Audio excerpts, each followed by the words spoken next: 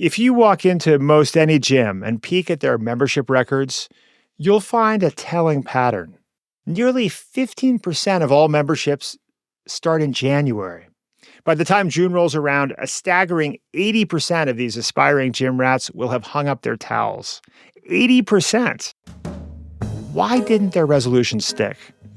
I think it's because they never figured out how to turn their aspirations into habits.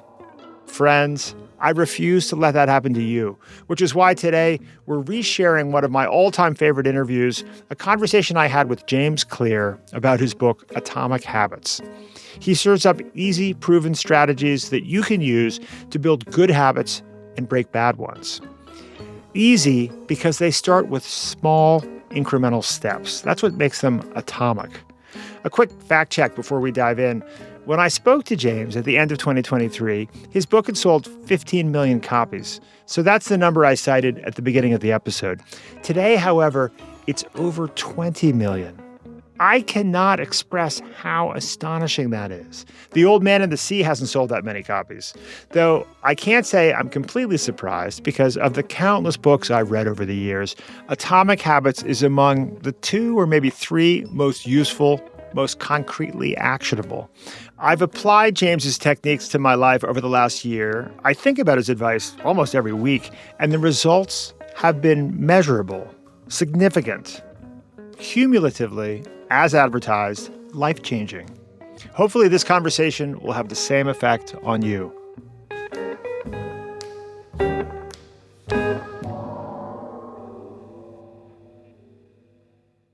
LinkedIn presents.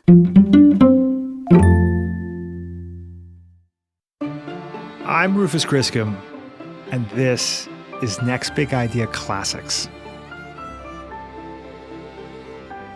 Today, the secret to building good habits and breaking bad ones.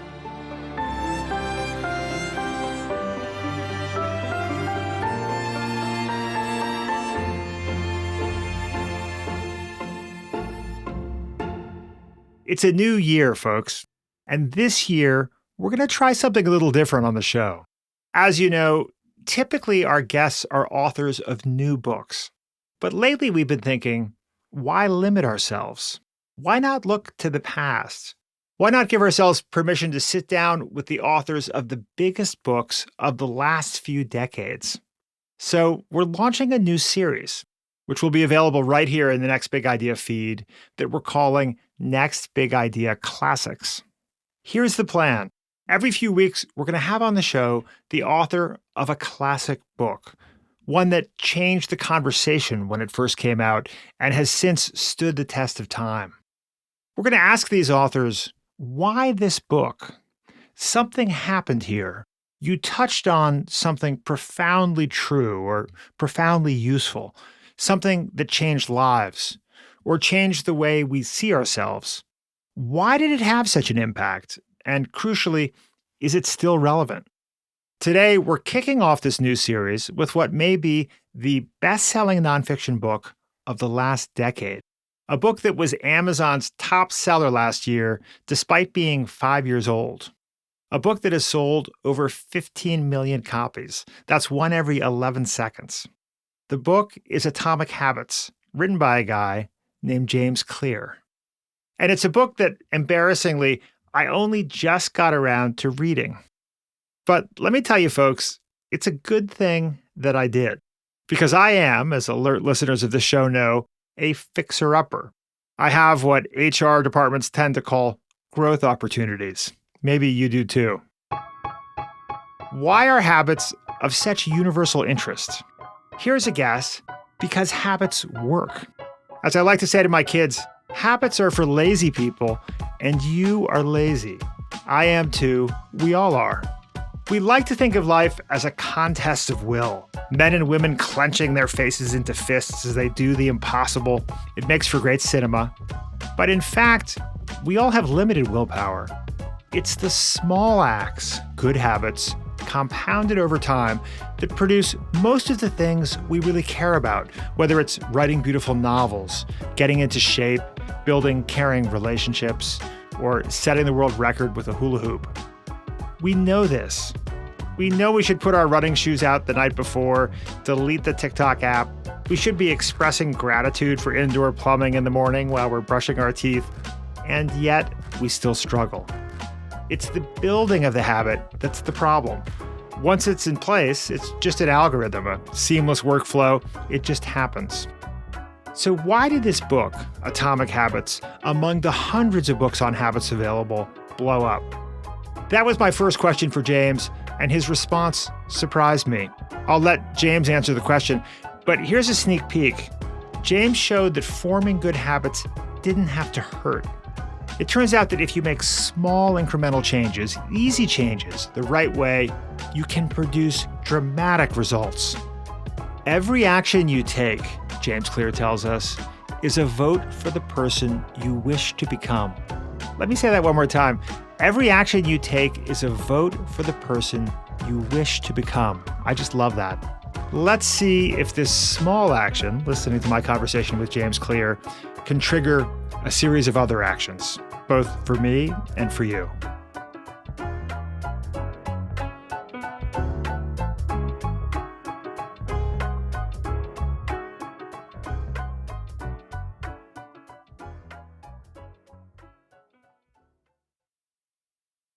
If you're interested in the story behind the business headlines, check out Big Technology Podcast, my weekly show that features in-depth interviews with CEOs, researchers, and reformers in business and technology.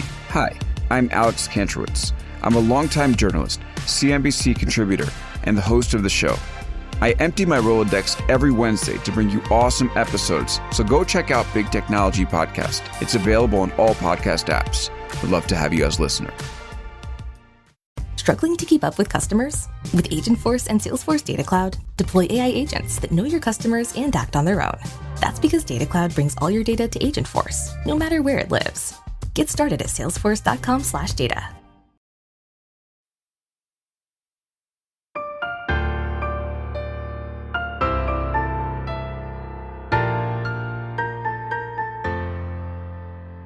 James Clear, welcome to the Next Big Idea podcast. Hey, thank you so much. Thanks for having me, and pleasure to talk as always. James, I must be the last person that I know to read your book, which might make me like number 15,000,001. Have you gotten to the point where it's surprising that someone has not read your book? It's still surprising to me that anybody has read it. It's like a minor miracle anyone's paying attention. So I'm perfectly happy to have you read now. And, anybody else is welcome to join whenever it makes sense for them. I've been really lucky and fortunate with how it's gone. And honestly, like from the very start, I just wanted to write something that was useful and that contributed to my little corner of the universe. And thankfully, the ideas and concepts have resonated and people have been able to take them and run with it and, make their own habits and make their own changes and create their own things. And I think that's great. And being useful has really been the driving motive the whole time. Well, it's been useful on a very large scale. And, to put this in context, this is a kind of like once in a decade or quarter century phenomenon as far as book sales are concerned. There were a bunch of other books about habits before yours. Why do you think Atomic Habits has kind of defied the normal physics of book sales? Certainly, there's got to be some element of luck involved, but I do think that there are a few big things that also made a meaningful difference to the outcome. The first thing is you just mentioned there are a lot of books that have been written about habits. Well, actually, that's a very important threshold that a lot of books that do get published don't cross, which is the topic timeless and universal? And I do think habits is a topic that is timeless and universal. There have been many people who've written about it before me, and there will be plenty of habit books after me. And I'm just trying to add my little bit of contribution to the pile. But the helpful thing is that I don't have to convince anybody that habits are important or that you want to have good habits or that you want to break bad ones. All I have to convince you of is that if you're only going to read one book about it, Atomic Habits is the one to read. There's also an interesting dynamic with habits as a topic, which is that it's universal in the sense that we all have them, but your habits feel very individual. They feel like yours, not mine. And so everybody kind of has their own little version of it, of what it means to build their habits and which habits they're trying to create and focus on. And so it's really easy for it to feel like it has a lot of personal application to your life because of how tailored they are to your experience. So it's simultaneously universal and individualized, which is, I think, again, something that's somewhat rare in terms of book topics. There were a lot of strategic decisions that I made about the book that I do think meaningfully impacted the outcome. So trying to make it highly practical. There were a lot of books that have been written about habits before that are a little more journalistic, or they're kind of reporting on the phenomenon of habits or the science of habits. And that's all useful too. But what I ultimately care about is, how do we apply it in our daily life? How do I make this actionable and practical? And, we all want to get results in our life. And so I think if the book does genuinely help you do that, then you're in a position for a lot of people to be interested and to want to share it. And then the final thing that I'll say is that my packaging of the material is around small changes that make a big difference, or scaling habits down and making them easy, but they can still lead to a remarkable result. And there is something nice about the idea of getting 1% better each day, or trying to focus on a small behavior change, which is that it feels accessible. It feels palatable. You're like, oh, this is maybe something I could actually stick to. I'm not asking you to change your whole life. I'm just asking you to make a small adjustment, and then to trust that over time that can compound and transform into something greater. I'm embarrassed to say that I was late to catch the double entendre in the name Atomic Habits, right? Which is, atomic means small. It also means explosive. I think there's actually, I always say, I chose it because I can see 3 meanings in it. So the first meaning is the word tiny or small, like an atom, and your habits should be small and easy to do. The second one, and the one that people often overlook, is that atoms build into molecules, and molecules build into compounds. And so it's like the fundamental unit of a larger system. Yes. And the way that you mentioned earlier, I kind of recommend not just making a single small change, but many of them, and collectively you create this system of progress.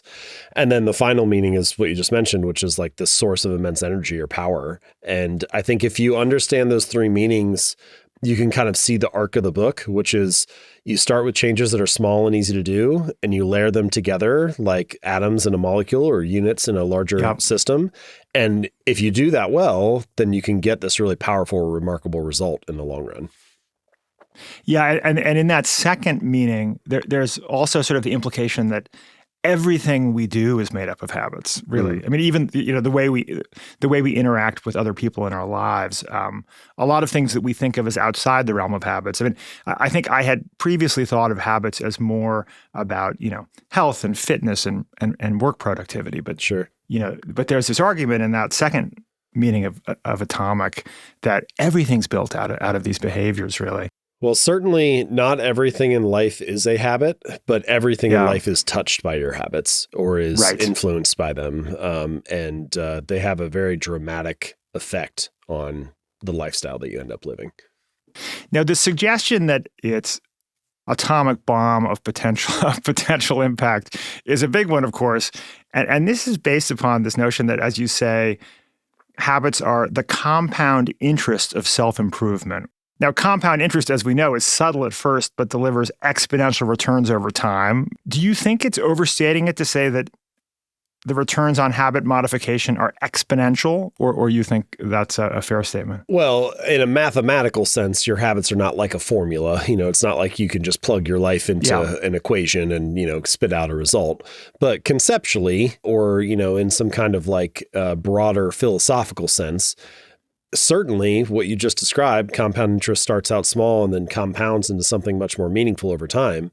We see that sort of pattern all the time with your habits, the person who reads for 10 minutes today. Well, reading for 10 minutes today does not make you a genius, but over a 10 or 20 or 30 year period, the person who is always learning something new or going to bed a little bit smarter than they were when they woke up, that can be a pretty meaningful difference in wisdom and insight. So you see this same pattern again and again throughout life, which is the daily action that seems pretty insignificant, relatively easy to dismiss, pretty small. It compounds, it transforms into something much greater over time. So time will magnify whatever you feed it.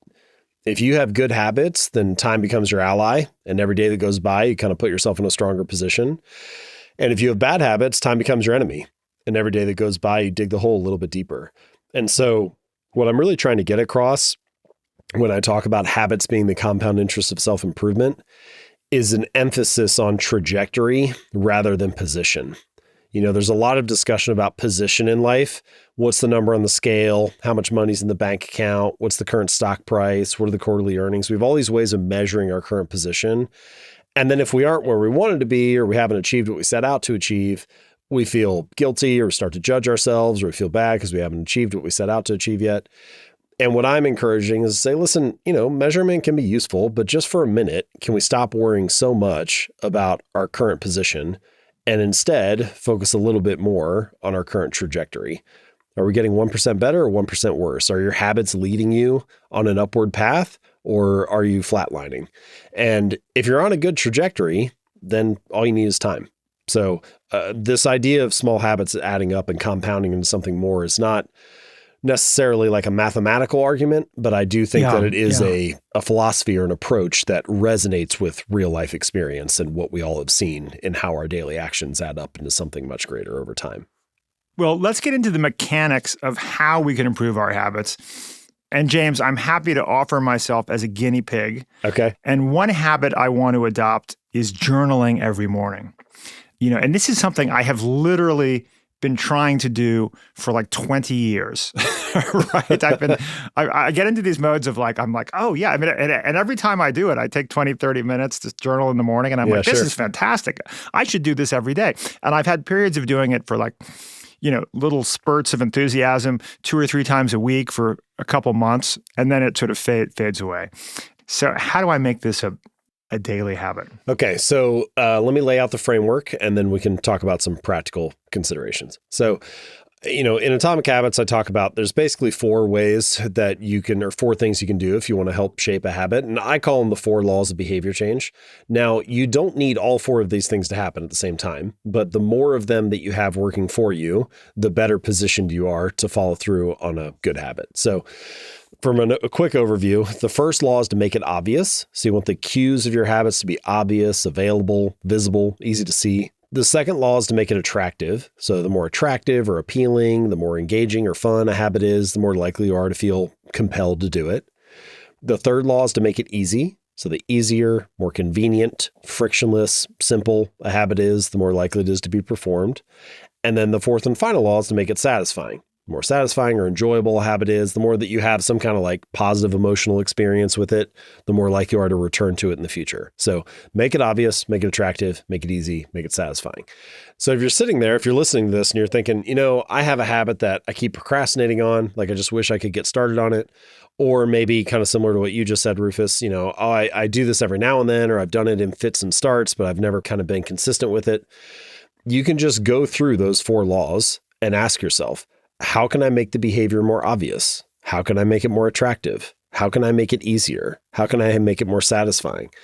And the answers to those questions will reveal different steps that you can take to increase the odds that the behavior is going to occur. So let's take your journaling example. So if we talk about the first law, make it obvious.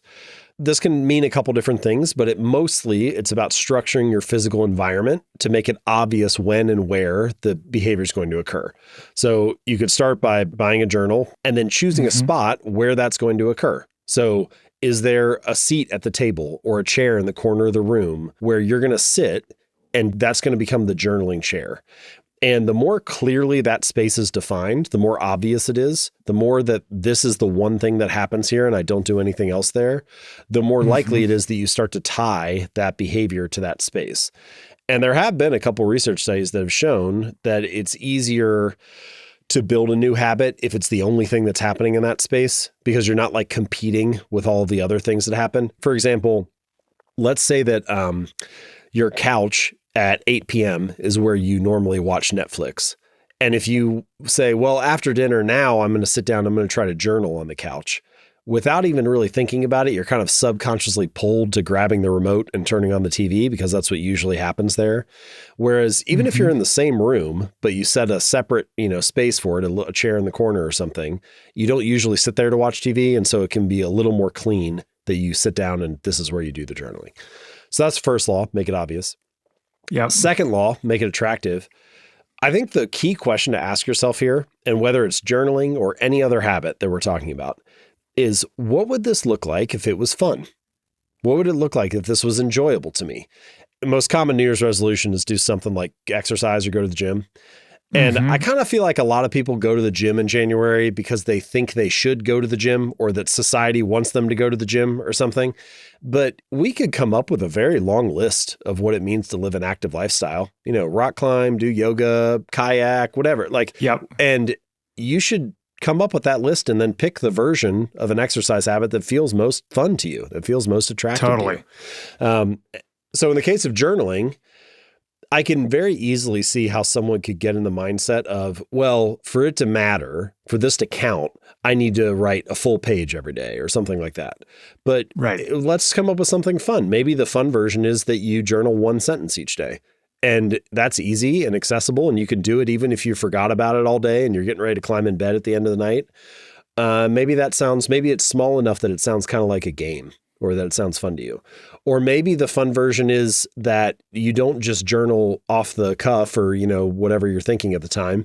You have a journaling prompt that you always answer, or you have a rotating series of questions that gets you started. But whatever it is, you should pick some version of that feels appealing to you. I like the idea that that's a very individual thing, that the characteristic that makes a given habit attractive is different for each individual. So for instance, for me, for the past few weeks, I've had a better run with the journaling. I've been up to 3 or 4 days a week. And it's been partly because I actually love the free writing exercise of just write anything. And then I try to follow that with some intentions about my day. Yep. And who do I need to be to accomplish those intentions? But the free writing for me is fun. And if I pair that with a hot cup of coffee, which I love, right? And now I've got an attractive bundle to start with. And then I guess making it shorter, initially having lower expectations about sort of the length of the exercise. Maybe that fits into making it both attractive and easy. And easy, sure. And you will see some of the things we talk about, they start to overlap. A certain change may make something both obvious and easy. And so that's, the first and the third law. But your hot cup of coffee is an interesting one. I just want to double click on that for a second. So this is a strategy that I mentioned in the book, but it originally came from Katie Milkman, who's a researcher at Wharton. And, her idea is what she calls temptation bundling. And you combine something that you want to do. So in your case, drink a hot cup of coffee. That's something that sounds nice to you, with something that you need to do. So in this case, the journaling habit. And by combining those two things together, you're instantly making journaling more attractive. It's the thing that happens when I get to have coffee. Okay. So that's make it obvious, make it attractive. Third law, make it easy. Journaling one sentence a day is an obvious example of that. You're trying to scale it down so that it's not intimidating. And I think my little measure for this, or my little strategy, is what I call the 2-minute rule. If you want to make your habits easy, just follow the 2-minute rule, which says take whatever habit you're trying to build and scale it down to something that takes 2 minutes or less to do. So read 30 books a year becomes read 1 page, or do yoga 4 days a week becomes take out my yoga mat. And the more that you can scale it down and optimize it like that, the easier it becomes, and you don't have as much friction or baggage associated with showing up and doing the behavior. And you say you can even narrow it down to 2 minutes, right? That you could literally go to the gym, do one set of squats and leave. I had a reader who did this. Yeah. So I mentioned this guy, his name's Mitch. He lost over 100 pounds and he's kept it off for more than a decade now. But when he first started going to the gym, the first 6 weeks, he had this strange little rule for himself where he wasn't allowed to stay for longer than 5 minutes. So he would get in the car, drive to the gym, do half an exercise, get back in the car, drive home. And it sounds ridiculous, but what you realize is that he was mastering the art of showing up. He was becoming the type of person that went to the gym 4 days a week, even if it was only for 5 minutes. And this is something that I think a lot of people sort of fail to realize, which is a habit must be established before it can be improved. It has to become the standard in your life before you scale it up and optimize it and turn it into something more. You need to standardize before you optimize. So I'm always reminded of that quote from Ed Lattimore where he says, the heaviest weight at the gym is the front door. There are a lot of things in life that are like that, I love there are that. a lot of the starting is the hard part. And so if you can scale it down and use strategies like the 2-minute rule, you can master the art of showing up and gain a foothold and then advance from there. Yeah, no, I had the same response hearing the 2-minute rule. Initially, I was like, that's crazy, to drive to the gym and do a 2-minute workout. But I can see that it actually reverses the sense of onus the sense of obligation you have to do this big thing. And you start to think, hey, I'm here. Why don't I build on this? And this notion that starting something is the hardest part, as you say, that the door is the heaviest weight, opening the door is the heaviest weight to lift in the gym. That really resonates for me, right? That we have to make starting easier. Yeah. It's easier to optimize something you're already doing than it is to start something that you haven't done yet. And so if you can just get started, there are tons of options for optimizing and improving. And the key is making it as easy as possible to start. So if I could only give one of these 4 laws, I think all 4 are helpful and all 4 work really well. But if I could only pick one, I would pick make it easy. Because interesting. The frictionlessness of it, scaling it down and making it easier to show up and get a small win and start to have a feeling of progress, even if it's less than what you ultimately hope to do, that is an upward cycle and it will feed itself. And so making it easy to get started is a fantastic place to focus and think about if you're trying to build a new habit. Okay, so final law now, make it satisfying. This is just about reward and making sure that you have some positive emotional experience with what you're doing. And sometimes it could mean an external reward, like if I don't miss a workout for a week, then I get to take a bubble bath or go for a walk in the woods or something. Or, you could do the same sort of thing with journaling. And external rewards can be helpful for the short term. They can, kind of make the experience more enjoyable. In the long run, I think the real reward, the real satisfaction we're going for is that doing this habit reinforces the type of person I want to be. And so like in my case, when I go and work out, I want to be the kind of person who doesn't miss workouts. And so as long as I'm doing my first set, I can feel good about it. We play this game with ourselves a lot of the time where we kind of promise that we can be happy once we achieve something, or we'll give ourselves permission to be satisfied once we've built the habit or stuck to the thing or achieved a certain result. And I think if you can start to draw this connection between your habits and who you are and see how those things match up, you can feel happy in the moment. You don't have to promise yourself happiness in the future. You can just feel good about the fact that you're showing up and being the kind of person you want to be.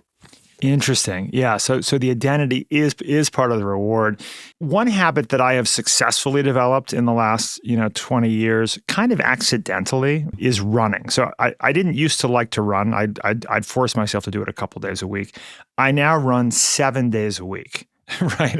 And if I don't, I feel this kind of hunger. I feel deprived if I don't do the morning run. So how did this happen? I realized that I kind of somewhat accidentally fell into some of the recommendations in the book, which is I started by giving myself permission to listen to audiobooks or podcasts that I love while running. And then I look forward to the run because I'm looking forward to listening to the podcast or the audiobook. I also gave myself permission to take a paper cup of coffee and walk for the first quarter mile with a cup of coffee and just take in the sunshine and the neighborhood right before running. And I also gave myself permission to, if I only had 15 minutes, I was a tight schedule that day, I just go and do a series of sprints. I'd be done in 12 minutes. And then I have this reward of like the shower. And of course, the thing with something like exercise, and particularly cardio exercise, I think, is that kind of runner's high you get is itself part of the reward. Oh, there's such beautiful examples. There are a couple things that stood out to me there. So the walk with the paper cup of coffee before the run, that is such an interesting little entry point. There's this momentum is a huge thing in life. You sit on the couch and you don't move very much. And so you're kind of low energy and you feel like moving even less. Or you take a step, you walk outside with a cup of coffee for a quarter of a mile and you turn a couple blocks and then all of a sudden you feel like throwing the coffee down and going for a run. So that's a lovely little entry point. The hot shower as a reward, I can totally see that. And what a delightful way to like end the experience. I have heard this from many readers, and I always think it's such if I consider it to be a piece of affirmation, which is you just said, I kind of stumbled into some of these things without reading the book or whatever. I think that's great. Like that is such a proof of concept. To me, the ultimate test of an idea is, does it work in real life? And, of course, I want the things I write about to be scientifically grounded and for them to work in the lab and all of that too. But we don't live in a lab. We live in real life. And if it can work in the real world, and as people come up to me and they say, oh, I read this book and I just had never quite heard it put that way, but I've been doing this for years with my marathon training. Or I always thought that too, but I just didn't have a language to describe it.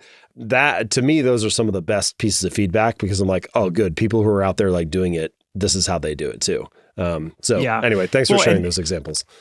And also, once you know how, what the sequence of steps were that made that work, it's easier to apply it to the next habit you want to develop. And another thing I've sort of stumbled into is what you call habit stacking, right? Which is, I'll get back from my run, take the shower, and then I'm in the habit of, doing 3 hours of really focused morning work. Then I have a healthy lunch. And then after that, James, it all falls apart. Sorry, you got a good half day. Yeah, so habit stacking is a really powerful strategy. This originally comes from BJ Fogg, who's a professor at Stanford. And he had this interesting insight, which I think is great, which is that it's often easier to stick to a habit if you link it to a habit you're already doing. So let's take something you're already doing. So say make a cup of coffee every morning. And then let's take a new habit that you want to build. So for example, let's say you'd like to start meditating.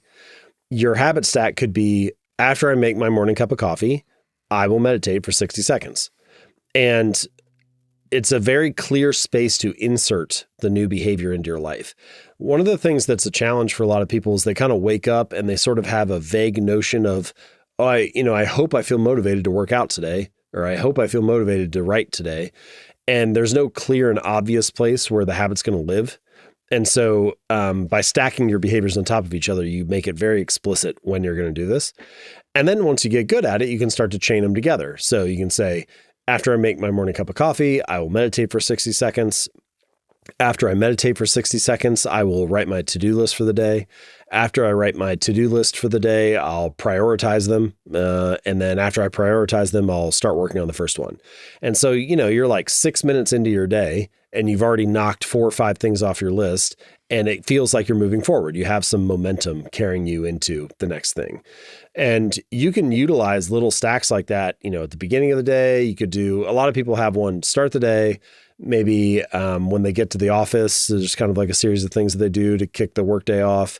You might have another set at the end of the day to power down, or some kind of routine to wrap up after dinner. So you can use them whenever you find it useful, and it's just a really nice way to get a little bit of momentum going in the right direction.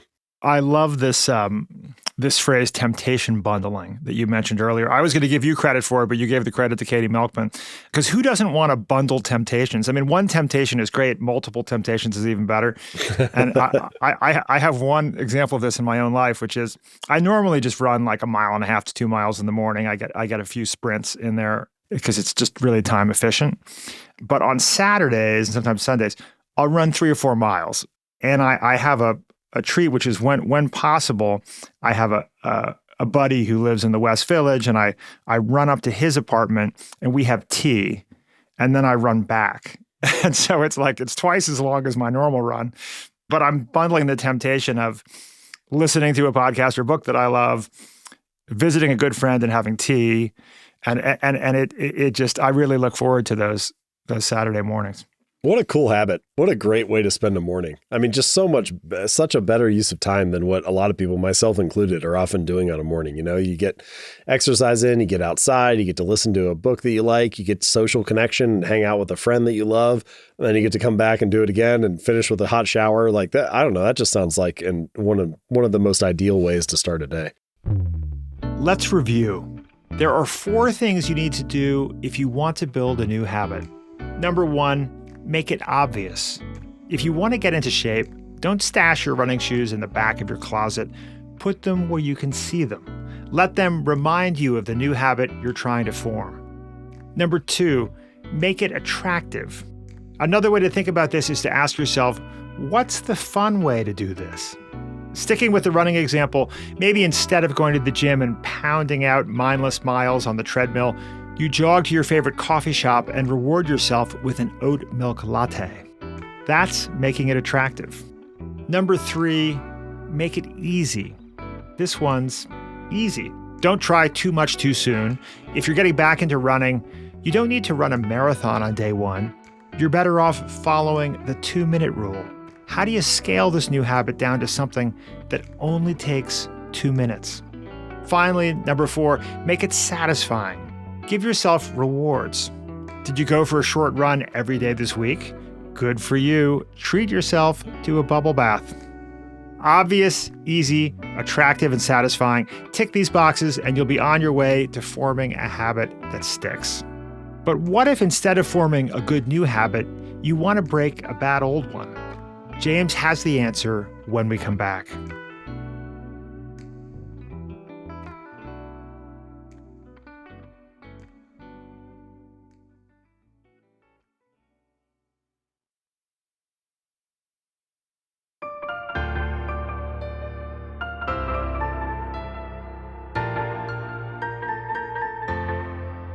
Let's talk about how to get rid of bad habits, which I understand some of the same principles could be inverted. And once again, I will heroically offer my own bad habits, James, as material here, which is a habit that I got into unwittingly in the last couple decades was drinking a glass of wine or two each night, and better yet, a glass of bourbon. And of course, there was a wonderful time, I might remind you, like 15 or 20 years ago, in my defense, when we thought that was good for us, right? There was a bunch of stuff. It was like 33, there was a New York Times article, 1 to 2 drinks a night for a guy my size would reduce your risk of heart disease by 33%. I had it framed on the wall. I loved it. But of course, more recently, we've learned that this is not helpful. And I've been studying my sleep patterns and I know it's not helping my sleep, right?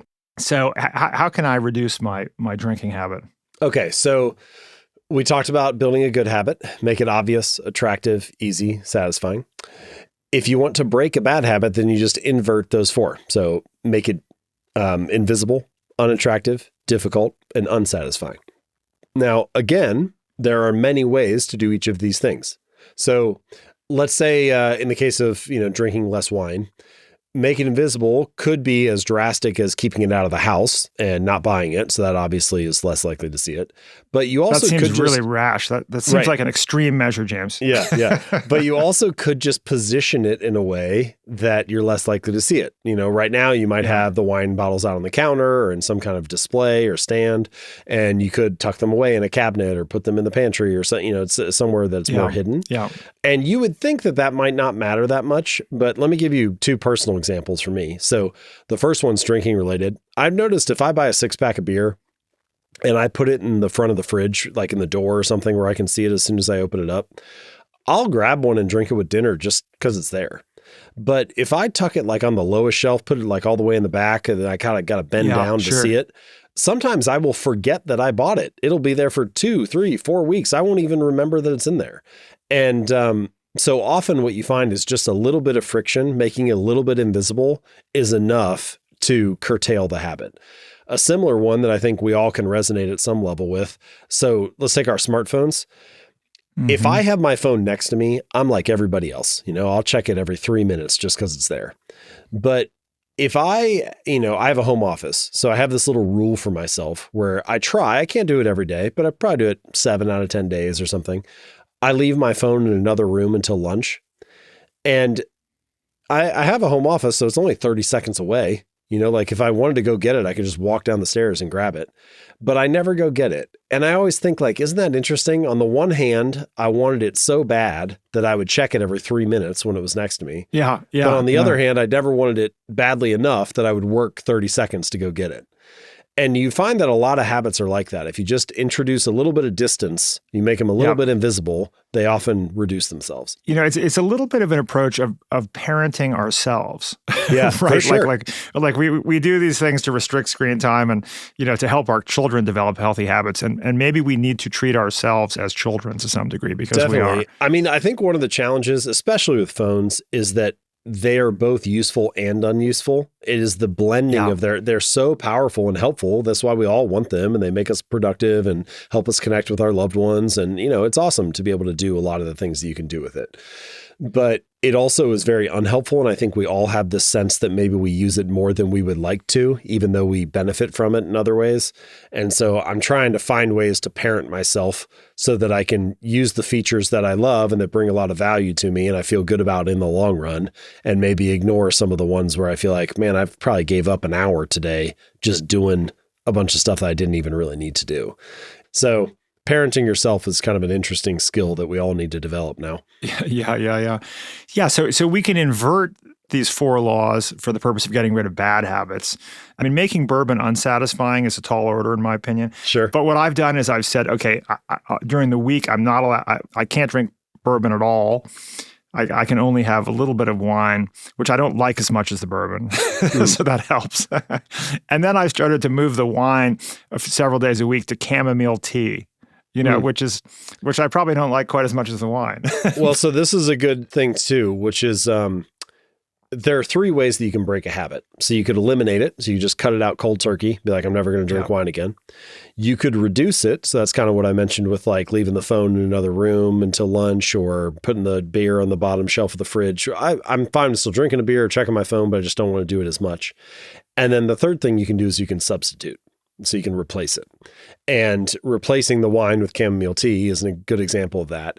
And what you often find is that you may need a combination of strategies because most of the habits that you're performing, they benefit you in some way. You're getting something out of the experience, even if there's also a downside that you don't like. And so that part that you are getting out of it, the way in which it's serving you, you might need some other outlet for that energy. For me personally, part of what helps in making things unattractive or attractive is understanding the mechanism scientifically of how certain things are good for me or bad for me. So, example, we had a conversation recently with Chris Van Tulliken about ultra-processed foods that went deep into exactly how ultra-processed foods, mess with your microbiome, which screws with everything from your mood to your longevity to your immune system. And now anytime I take a bite into a Dorito, I'm thinking about that mechanism, like exactly how that happens. So for me anyway, this kind of like scientific exploration of these topics really helps me have more positive or negative associations with these behaviors. Definitely. The second law, make it attractive or make it unattractive in the case of breaking a bad habit, is all about interpretation. It's about the cues that you see throughout life, whether it's a Dorito or a cookie on the counter or the phone in your pocket, and the meaning that you assign to those things. And before you educate yourself or learn something new about an experience, maybe you have one meaning that you associate with a Dorito, which might in this case be, oh, this is tasty and enjoyable and kind of fun to eat. And then you get this new piece of education, this new lens to view things with. And now every time you see one, you think you have a different interpretation. And so what used to be attractive is now less attractive because you've changed the way that you view that cue in the world. And so make it attractive can be done in many ways, or make it unattractive can be done in many ways. And education is one good way that you can alter the way that you view the cues in your life. Well, and so when we talk about habit stacking and building a system of habits and how that system can kind of come together, you say that we shouldn't focus on goals. Instead, we should focus on our system. This idea that we shouldn't focus on goals is one of the more counterintuitive claims in Atomic Habits for me. Because we've all thought for years, right? Like, write your goals in big letters and put them on the wall. And, we should be driven by goals. Why shouldn't we focus on goals? Well, so first I should say this is coming from someone who's very goal-oriented, right? So I've set goals for all kinds of things in my life. Weights I wanted to lift in the gym, or grades I wanted to get in school, numbers I wanted to hit in my business, like all sorts of stuff. And I had this funny thing happen a couple years ago. I came across this old page in a notebook that I had, and it was from I think it was from 11 years earlier so I was reading a page that it was 11 years old. And I had written a bunch of goals on it about things that I wanted to do at the time. And looking back on it with that amount of distance was interesting because I had achieved some of them, but most of them I hadn't. And one of my first thoughts was, well, clearly writing the goal down wasn't the thing that made the difference. Like if that would have mattered, I just would have hit them all. And what I came to realize was that the ones that I made progress on were the ones that I had some kind of system for, that I had some sort of collection of habits oriented toward. And the ones that I didn't, it was a hope, it was a wish, it was a goal, but it wasn't anything that I had something to back it up. And there's this interesting dynamic, and I'm kind of describing it in myself here, but you see it in many different areas of life, which is the people who succeed and the people who struggle, the winners and the losers in any given area, they often have the same goals. So take any Olympian, presumably every Olympian at the Olympic Games has the goal of winning the gold medal. The goal is not the thing that determines the outcome. Or if you have a job opening and 100 people apply for the job, presumably every candidate has the goal of getting the job. So goals are common and prevalent and pretty easy. Like, I'm an author, right? So I could set a goal to sell 100 million books. The goal took me 3 seconds. Like, the goal is not the hard part. It's building a system of behaviors, a collection of habits that carries you toward that outcome. And so if I was going to put like a little finer point on the language here, what do I mean by goal and system? Yeah. Your goal is your desired outcome, the target, the thing you're shooting for. What is your system? It's the collection of daily habits that you follow. And if there is ever a gap between your goal and your system, if there's ever a difference between your desired outcome and your daily habits will always win. So whatever system you've been running, whatever collection of habits you've been following for the last, I don't know, let's say 6 months or a year or 2 years, it's carried you almost inevitably to the outcomes that you have right now. Now, that does not mean that habits are the only thing that matter in life. Like, certainly there are other factors at play, strategy, luck, randomness, so on. But by definition, luck and randomness are not under your control, and your habits are. And the only reasonable, rational approach in life is to focus on the elements of the situation that are within your control.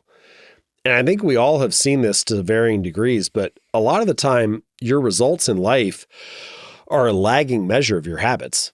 Your knowledge is a lagging measure of your reading and learning habits. Yep. Your bank account is a lagging measure of your financial habits. Even little stuff like the amount of clutter in your garage or your living room is a lagging measure of your cleaning habits.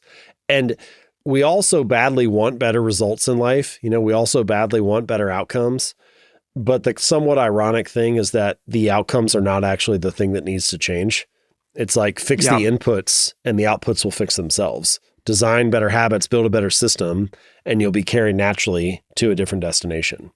So the last thing I'll say here is that goals can be useful. It's not that they don't serve a purpose, right? They're good for clarity. Yeah. They're good for setting a sense of direction. They're good for knowing what you're optimizing for. And what you often find is that goals can help drive people forward, especially in the short run. Like, maybe you sign up for a 5K and the goal of running that race is what gets you to train for a couple months. But then the race goes by and you turn around and it's been 3 months since you've run again. Yeah. And you're like, oh, you kind of get in this yo-yo pattern. And so where I've kind of come down on this is that goals are good for people who care about winning once. Systems are best for people who care about winning repeatedly. And if you really want to make progress in the long run, you're going to need some collection of habits, some system or process to carry you there. And I'm setting this up kind of like a dichotomy, right? We have goals and we have systems, but ultimately, of course, what we really want is both. We want an alignment between your desired outcome, your goal, and your daily habits, your system. And I think for whatever reason, we tend to focus too much on the goal and our hopes and wishes and dreams, and not nearly enough on the system and the collection of habits that can get us there. And if you have to pick one, if you have to pick either goals or system, you want to pick the system. You have a great line. You don't rise to the level of your goals, you fall to the level of your system. And there's another observation you make, James, in the book that really resonated for me, which is that goals restrict happiness. And it seems to me that's partly because of this. A lot of people I know who've been successful have the problem of the receding goalpost. Like, your goal is, I'm going to write a book. And you write and in your mind you think, once I've written the book, I'll be a guy who's written the book, and that's just going to completely transform my life. And you publish the book and you feel the same, right? And so and then you set another goal and another goal, and there's something about kind of goal realization that is less satisfying than we think it will be. We sort of are infinitely promising to ourselves that we'll be happy when, I'll be happy if I've achieved this thing, or I'll give myself permission to feel satisfied once this is done. And I think that is another reason to fall in love with the system and the process, which is that if you're focused on that, you can feel good about yourself anytime the system is running. You don't have to wait for the long-term result in order to feel satisfied or to give yourself permission to be happy in the moment. And certainly there will be a great moment of joy if and when the goal is achieved. And that's wonderful, but we don't need to restrict it from ourselves. If you're always thinking that happiness is somewhere far off, whether that's if I lived in a different place, or if I had achieved something else, or once I get done with this project, then it will continue to elude you. But if you look for the small ways that happiness can be here and now, that I can feel good about the craft I'm working on right now, or the way I'm spending my time today, or the place that I live, or the people that I'm sharing this moment with, rather than the yearning or the hoping or wishing for something better in the future, then you can find a way to be satisfied and continue to work and grow day in and day out. Yeah. Gary Kasparov has a line about system mindset versus outcome mindset. I think of this like in the context of poker. Like, you want to play your hand the very smartest way you can without knowledge of what your opponents hold. So you might lose, but if you played it the best way you could have played it, then that's the win. Opposed to if you're focused on the outcome, that might just be a result of luck. And you might win, but maybe you're playing a weak player. And so the question is like, did you get away with something that you shouldn't have done? Yeah. Or did you actually play it the best way that you could? When each of us looks holistically at our lives and think about, what needs improvement, you pointed out that this can be applied to losing weight, getting more exercise, better financial habits to be growing assets rather than eroding them, learning, your messy house, which is a lagging measure, as you say, of your cleaning habits. Do you think that that habit change applies to most areas of our lives? I think that it does, but that there's a second thing that is important to consider, which is your strategy. So we can talk about the mechanics of habits all day long, and that's very good and helpful, and it's crucial to understand what it is that you could be doing. And I always kind of say, there is no one way to build better habits. There are many ways, and my job is to sort of lay all the tools out on the table. And once you have a full tool belt, you're in a much better position to decide which strategy might make sense for you in a given situation. And certainly knowing those things is very helpful. But there is still a second question, which is, which habits should I be focused on? Or where should I be directing my energy and attention? I know how to build habits, but which ones are worth my attention and precious time? And I would say that's more a question of strategy. And so if you can have a good combination of strategy and execution, of habits and choices, then you're in a really powerful position. So it's not only about habits, but I do think it is all influenced by habits. Can you share with us, James, what are you working on now? And do you have any bad habits? I mean, I think it might be therapeutic for our listeners to hear about your bad habits. I mean, we wouldn't want people thinking that you're perfect. Yeah. So one of the funny things that happens is that when you write a book about habits, people kind of assume that you have your habits dialed in, but it actually was the opposite. The reason that I wrote the book is because I needed to know about the material and wanted to learn about these things. My publisher once told me, we write the books we need. And she's exactly right. I wrote it because I was interested in it. And I struggle with all the same things. Do I procrastinate? Sure. All the time. Am I focused too much on the goal and not enough on the system? Yes, of course. It's a reminder to myself, So there are many, many habits that I've, have struggled to build and so on. One thing that I've been working on recently is habits related to nutrition.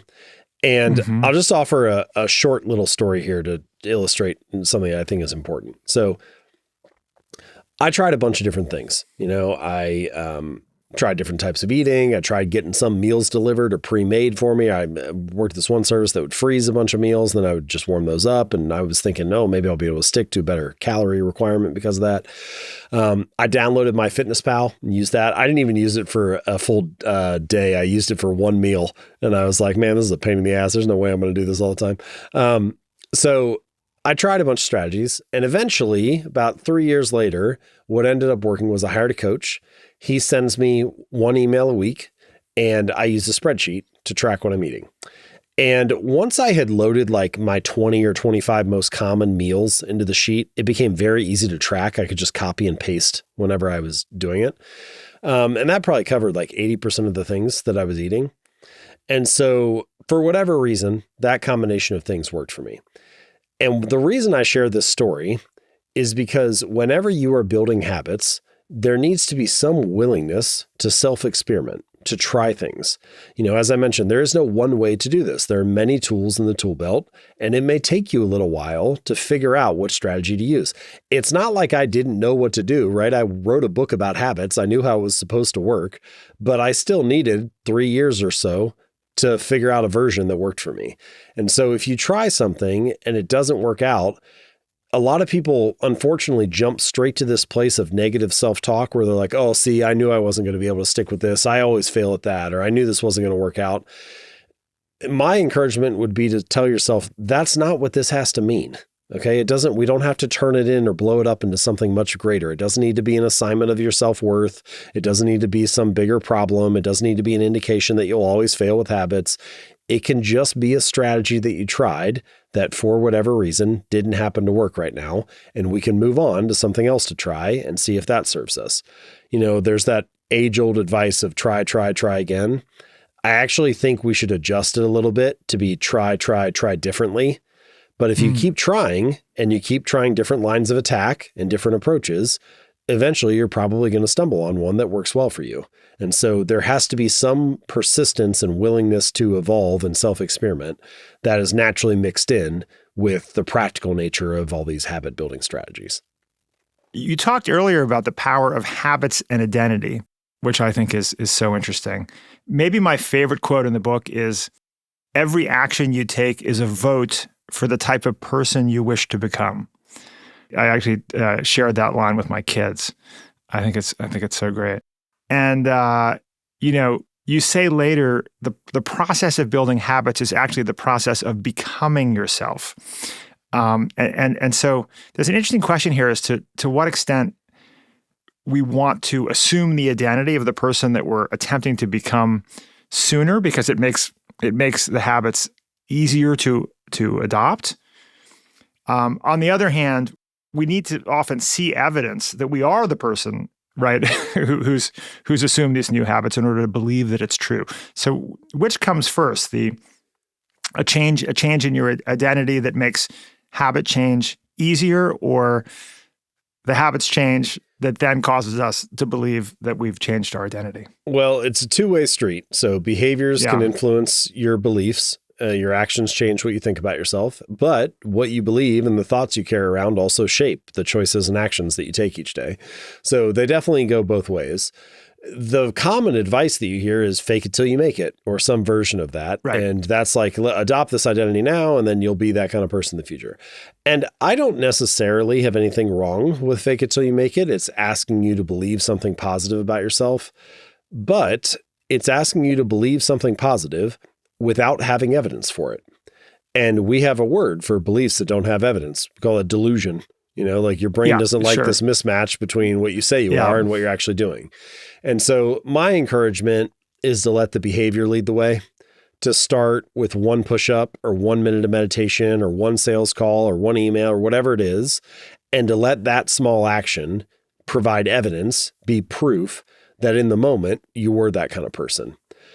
I think at some level, true behavior change is really identity change. It's really getting you to shift the story that you have about who you are and what's normal for you.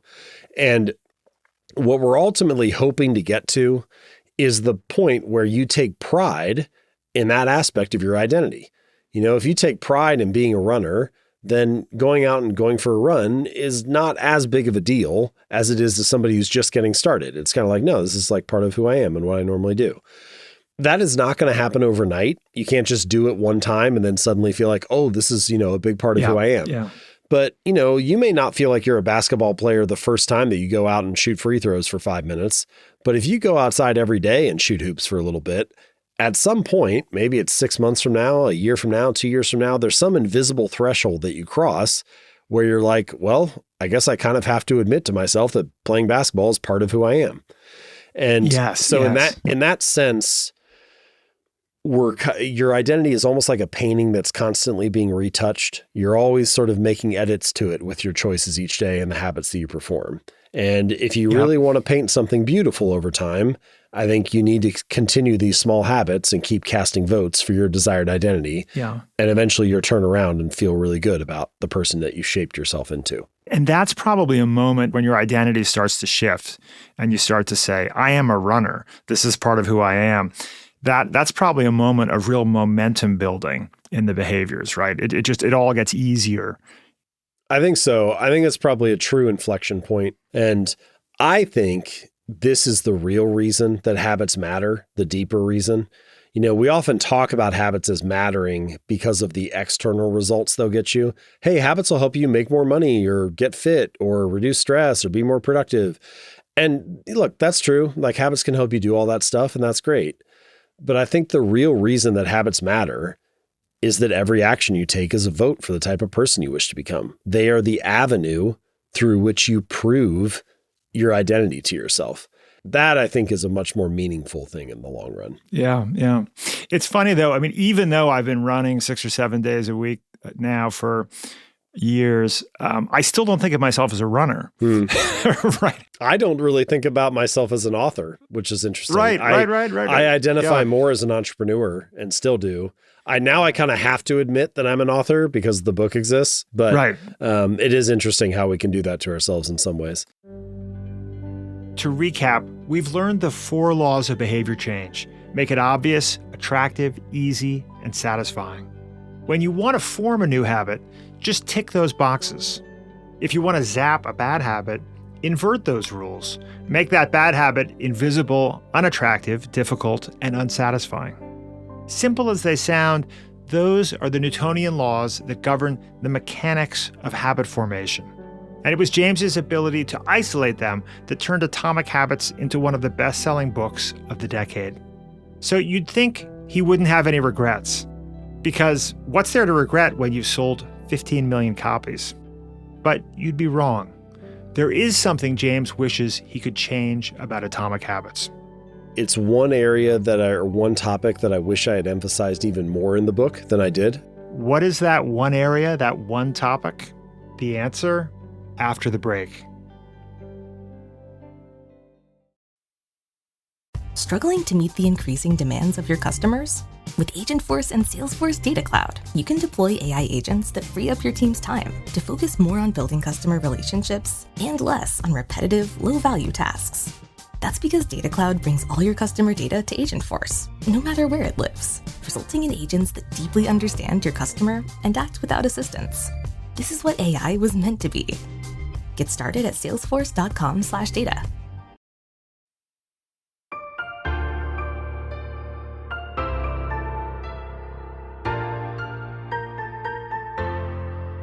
Let's talk about habits and community, because I think to me, this is really, really interesting.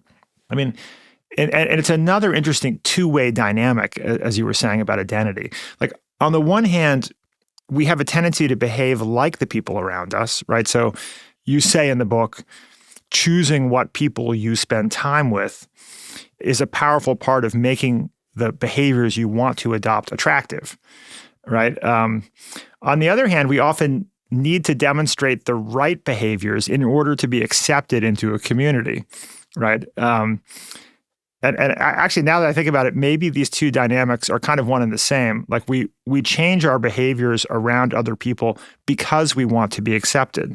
The social influence on our habits is dramatic. It's one topic that I wish I had emphasized even more in the book than I did. I did write about it, but I just think since publishing the book, I think it has an even larger influence than I realized. So the way I would describe it is that we are all part of multiple tribes. Some of those groups or tribes are like large, like what it means to be American or what it means to be French. Some of them are small, like what it means to be a neighbor on your street or a member of the local CrossFit gym or something like that. But all of these groups that we belong to, they all have a set of shared expectations for how you act, a set of social norms. And when your habits align with the social norms of the group, they're pretty attractive to stick to. They're like really compelling. You know, it's like it helps you fit in and belong. And when your habits go against the grain of the expectations of the group, they're pretty unattractive. It feels like you're adding conflict to the situation. And so as best you can, you want to join groups where your desired behavior is the normal behavior. Because if it's normal in that group, then it's going to be really motivating for you to stick to it. And we don't even realize how pervasive this force is on our habits. Like, I could walk outside my house, for example, and look across the street and maybe my neighbor is mowing their lawn. And I might think like, oh, I need to cut the grass too. And you'll stick to that habit of mowing your lawn for 5 or 10 or 30 years, like however long you live in the house, and we wish we had that level of consistency with some of our other habits. And it's like, why do you do it? Partially you do it because it feels good to have a clean lawn, but mostly it feels good to have a clean lawn because we're going to be judged by the other people in the neighborhood for being the sloppy one, So it's actually that social expectation that drives the behavior. And there are many, many examples like this throughout life. And so at some root level, this comes back to our deep human need, our desire to bond and connect. Humans are very social creatures, and we all want to be a part of something, even if it's just your little family unit. And so if people are forced to choose between, I have habits that I don't really love, but I fit in, I belong, I'm part of something. Or I have the habits that I want to have, but I'm cast out, I'm ostracized, I'm criticized. Well, a lot of the time, the desire to belong will overpower the desire to improve. And so you really need to try to get those things aligned so that you're not having to choose between, am I fitting in or am I building the habits that I want to have? And if you can get those two forces together, then you have this you actually have like a powerful tailwind rather than a headwind, because the people around you are doing the thing you want to do and you're be kind of pulled along naturally. When we choose friends and future friends, we're choosing the kind of people we want to become. Yeah. In a lot of ways, when you choose your friends, you're choosing your future habits. Well, James, what do you see as the downside of habit formation? One of the downsides is that the more ingrained a habit becomes, the less you start to question whether it's still serving you or not. And life is dynamic. It's not static. And so most habits have a period where maybe they're really useful, but then they may outlive their usefulness. And that was a hard thing for me to learn. It was kind of easy for me to realize, I should not do things that are a waste of time or not do things that are unproductive or something like that. Like that wasn't that hard to convince myself of, but it was much harder to realize, actually this used to be a really good habit. It still is kind of assigned the label of good habit in my mind, but it has outlived its usefulness. It's not a good habit for me in this current season. And so that may be the case, like maybe a habit just lives in a certain zone in your life or a certain season and it's time to move on from it. The second thing that is a potential downside is that as you repeat these habits again and again, you start to establish an identity. And previously we were talking about, well, that's a really good thing. We want to try to reinforce our identity. And the more that you believe in that identity, the easier it becomes to perform the habit. And as you're cultivating a new good habit, that is true. That's something that could benefit you. But in the long run, the tighter that you cling to an identity, the harder it becomes to grow beyond it. And so you can think of examples of, the surgeon who has done it 20 years a certain way and has gotten a bunch of good results for their patients. And then a new technology comes along and changes the way that you could do the surgery. And they say, oh, well, I'm not doing it like that. I've always done it this way.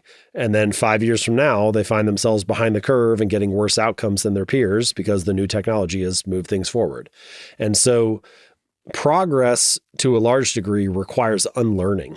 It requires you to upgrade and expand your beliefs. It requires you to continually revisit the identity that you have and question whether that identity is continuing to serve you. And we all find ourselves in situations where we still have beliefs that we're holding on to and stories that we're clinging to that aren't really that helpful. And they can be all sorts of things like, I'm not good at remembering directions. I'm bad at math. I'm the type of person that doesn't remember people's names. I have a sweet tooth. You can come up with all sorts of stories that as you tell yourself that, you're reinforcing the identity and it becomes a little harder to do something that doesn't align with that. And so the process of cultivating, shaping, and evolving your identity is an endless one. It's a practice, not like a finish line. And so if you can come into it with that lens and realize that there is no there to get to, there's just a process to continue to follow and a series of questions to continue to ask and refine, you can see yourself as this kind of endlessly evolving project and let life unfold before you rather than worrying about getting to a particular finish line. I'll tell you my biggest concern with habits as I get incrementally better at them, and I can tell that in the next several months, I think I'm going to get even better at them, having just read your book and had this conversation, is that, it's an incredible, powerful way to kind of automate to some degree sections of my life. But because it's a little bit like running an algorithm, I'm not available in the same way, right? I'm not present in the way that I am when I'm not in sort of habit stack mode. I worry sometimes that if I let my sort of habit formation control too much of my life, I'm going to lose some of the spontaneity and presence that's part of my kind of humanity on some level. Is that something that comes up for you? It's a very common thing that people will bring up. Oh, I don't want to pigeonhole myself or feel like a robot. What about being spontaneous and creative and having space for freedom and flexibility? And my reply is usually twofold. I mean, first, it's certainly, I'm not going to say it's impossible, but I don't actually know anybody who's like, I just know myself. Once I get going on this, I'm going to be so consistent that I'll never miss. I'm just going to be like so, robotic with it that it just isn't going to, be a problem. But let's take it seriously for a second and say like, okay, maybe that is a potential challenge. The way that I view it is that habits don't restrict freedom. They create it. It's actually the people who have the worst financial habits that are always wondering where the next dollar is going to come from. Or the people who have the worst reading and learning habits that always feel like they're behind the curve. Or the people who have the worst fitness habits that feel like they don't have enough energy. And so certainly I don't think your entire day needs to be scheduled. People would probably be surprised to see how much of my calendar is unstructured. My favorite thing is like a blank calendar day. Maybe I got one call, like there's almost nothing to work around. But I have a few pillar habits, working out, writing, reading a little bit, that I try to fit into a couple hours of my day. And then I let the other 20 hours kind of cascade naturally. And I know that if I really nail it with those core things, that I have the structure and the accountability in my life that is going to give me the capacity to have the freedom and flexibility that I want. Amazing.